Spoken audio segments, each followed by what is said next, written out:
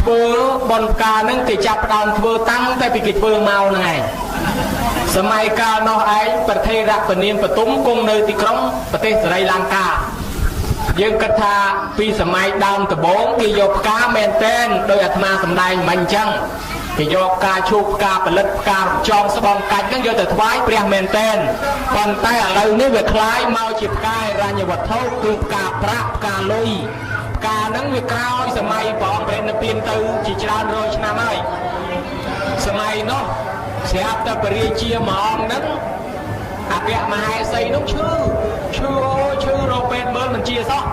ទៅពេទ្យណាក៏មិនជាពេទ្យណាក៏មិនជាស្រាប់តែពួកអាមាត្យគេដឹងថា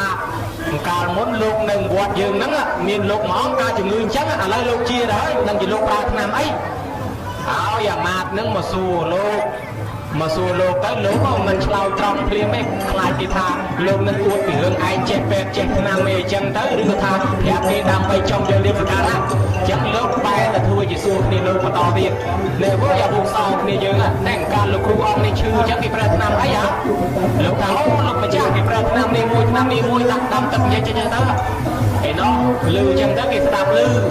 ត្រឡប់ទៅវិញទៅធ្វើថ្នាំហ្នឹងប្រគេនថ្វាយដល់អគ្គមហេសីនោះក៏ជាពីជំងឺហ្នឹងទៅអគ្គមហេសីស្ដាច់ក្រោយទៅពីជាពីជំងឺនឹកឃើញគុំលោកណាអញចង់អរគុណលោកចង់ធ្វើម៉េចតបស្នងសងគុណលោកធ្វើបន់ផ្កាហើយចឹងរៀបចំដាក់ជាពរមួយត្រៃហើយអត់មួយហ្នឹងដាក់លុយនៅក្នុងហ្នឹងថាតលុយនេះហើយដាក់ផ្កាហ្នឹងទៅជាមួយផងយកទាំងជាពរទាំងលុយហាប់ហ្នឹងយកមកថ្វាយប្រគេនលោកប៉ុន្តែមិនប្រាប់ថាលុយថាប្រាក់ទេថាផ្កាតបកពោជាងការោថាសូមលោកម្ចាស់ទទួលនៃការធ្វើការពោជានៅផ្កានេះប្រាប់ចេះដល់តែលោកឆែកមើលដឹងទៅអូគេបវរណាថាផ្កាទេបើដល់ទៅចេញជាលុយទៅវិញចឹងក៏លោកបានចង់ឲ្យគេកើតបនច្រើនទៅឲ្យអាចារ្យចាត់ចែងយកលុយហ្នឹងទៅកសាងសមាធិផ្សេងមានកសាងរូបពុទ្ធជាដើមដល់ចឹងទៅស្រាប់តែមនុស្សជំនាន់ក្រោយឃើញថាយីអស្ចារ្យណាស់ធ្វើបនផ្កាបានបនបានអានិសង្សហើយយកអាផ្កាហ្នឹងមកប្រើការជាស្អីបានទៀតបានមនុស្សយើងឆ្នៃហើយចឹងឆ្នៃចេញជាផ្ការូបយៈវត្ថុហ្នឹងក៏មានចាស់ពីពេលនោះមកផ្កាហិរញ្ញវត្ថុហ្នឹងរហូតដល់ទៅវត្តណាខ្លះអស់យាយតាហើយអស់ទៅប្រគេនលោកមិនវេថាអស់ឲ្យថាផ្កាអស់ទៅទៀតចេះអស់ក៏មានផ្កាដែរហើយអ្នកខ្លះហែស្រូវហែអង្គយកទៅវេប្រគេនលោកថាផ្កាស្រូវផ្កាអង្គខ្លះហែកទេអ្នកព្រៃវែងហែកទេទៅគេថាផ្កាកទេបងផ្កាកទេហើយពលបនផ្កានឹងគេចាប់ផ្ដើមធ្វើតាំងតែពីគេធ្វើមកហ្នឹងឯ